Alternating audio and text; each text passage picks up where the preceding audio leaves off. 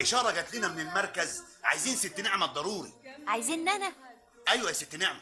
ليه في ايه يا نعمت؟ مش عارفه. حاجة غريبة. هيكون في ايه يعني؟ خير يا رب. على العموم يلا بينا. اهلا محمود بيه. اهلا بيك يا حضرة المأمور. خير. خير ان شاء الله. خليل عبد المجيد البحيري قريبكم مش كده؟ ايوه ده يبقى ابن اخت واحدة معرفة الست. ماله في حاجه؟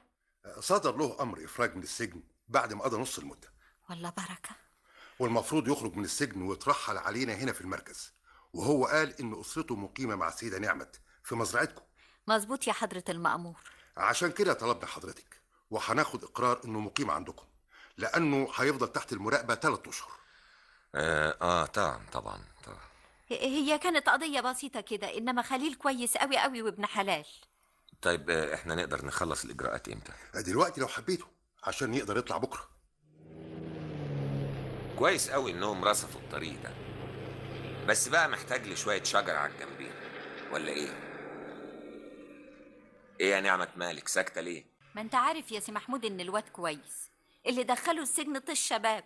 ظروف اللخبطه اللي كانوا فيها بعد ما بعدت انا عنهم هي السبب.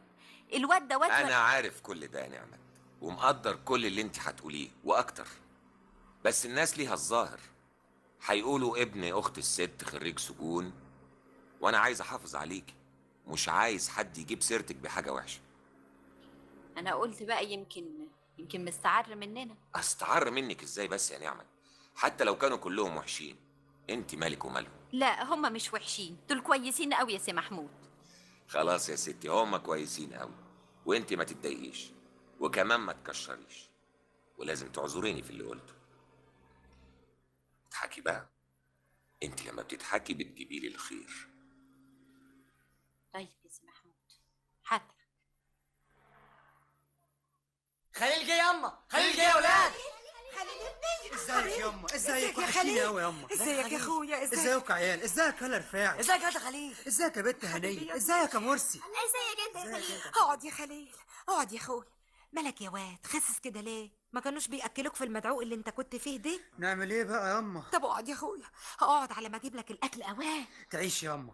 فين خليل؟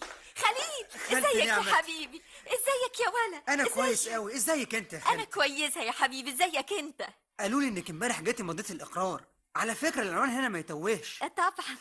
انما ايه القبهه اللي احنا فيها دي؟ انا ما كنتش بحسب الحكايه رخده بالجامد كده. اهو الحمد لله.